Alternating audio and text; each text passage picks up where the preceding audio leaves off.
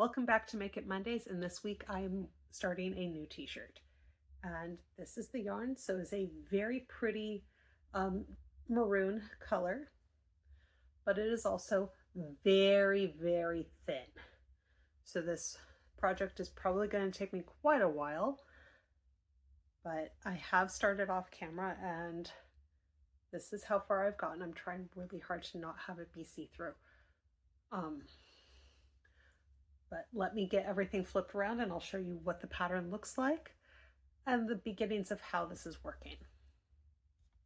So here is the progress on the t-shirt that I've done off camera. I was trying to see how far I could get with a single skein of yarn. I'm about halfway through that skein, but this is the upper front of the shirt. I'm using stitch markers to mark between the repeats of the pattern. Now the pattern's a little subtle on camera. It's also really subtle in person too, which is one of the reasons why I really wanted to do this. But it is also extraordinarily fine yarn, so it is taking a little bit more concentration for me to actually work this. This was rescued yarn, so I do only have a finite amount. That's part of why I'm starting with the neckline rather than starting with the hem. This way I don't have to question how far down I can get. I will just go down as far as I can.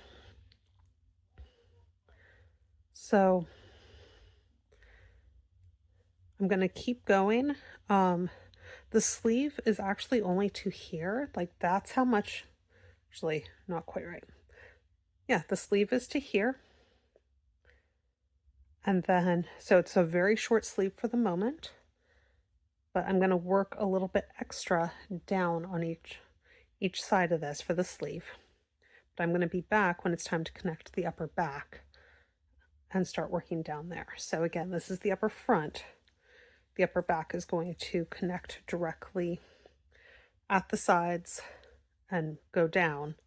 I'm going to seam the bottom of the sleeves and then continue down the body. But I will be back in just a moment to show you how that works.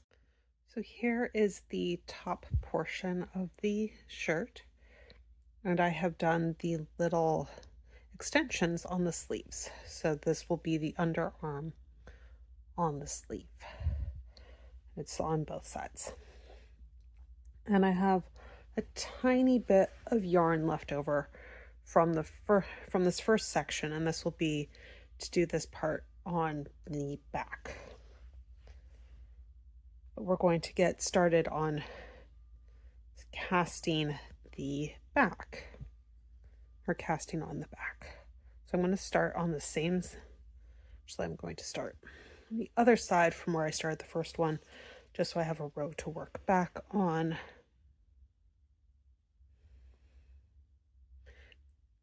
Actually, no.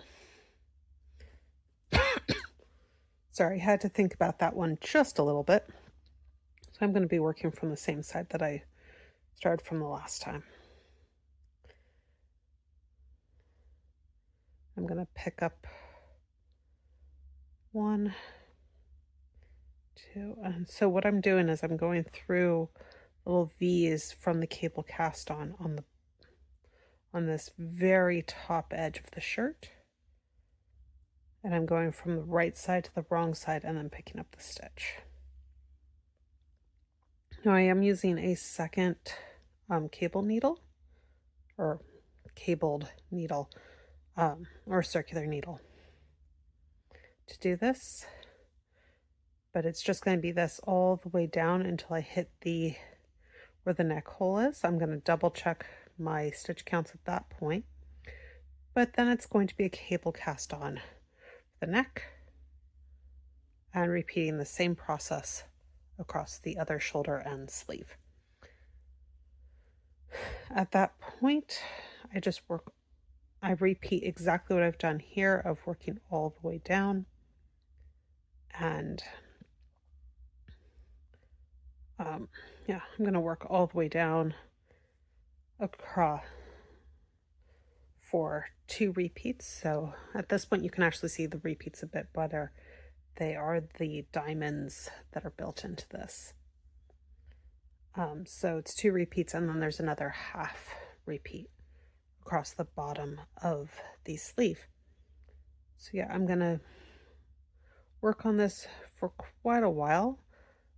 This is much slower because it is much finer than most of my other knitting. There's nothing wrong with that. It was just something very much to get used to as I was working on this, intermixed with some of the other projects that are much faster, much chunkier. But that was not the goal with this yarn, nor was it actually possible with this yarn.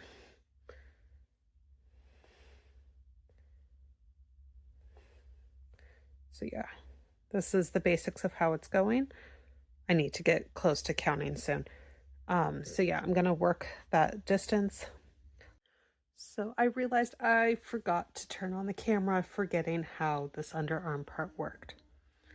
So for here, I did a 3 needle bind off. So that's just a normal bind off ridge right there. And then it's harder to see because this is so fine. But along this edge where those 2 flaps were, I picked up 22 stitches to add 1 repeat of the pattern. And then I've been working down on the whole body. So I've gone from working back and forth in rows to working round and round in rounds rather than, yeah. So what that means is I'm no longer having a wrong side row. I'm just having a whole bunch of right side rows and having to keep track that way. But this is how far I am at this point. I'll be back in just a little bit to show you the finished shirt. And here's the final shirt. So as you can see, it is a very nice subtle textured pattern on it, but the light is really bringing it out. The sleeves are super short and there was no arm's eye seam because remember it was all made in one piece. And it falls just about at my hip bones, which is great because then I don't have to worry about a length issue there. The one thing that I am feeling right now is it's right on my neck. So possibly in future iterations, I will adjust that a little bit more. But it is a very comfy, pretty shirt. And if you've made it this far in this video, please consider liking and possibly even commenting. And if you really like it, please consider subscribing. And I will see you next time on Make It Mondays. Bye.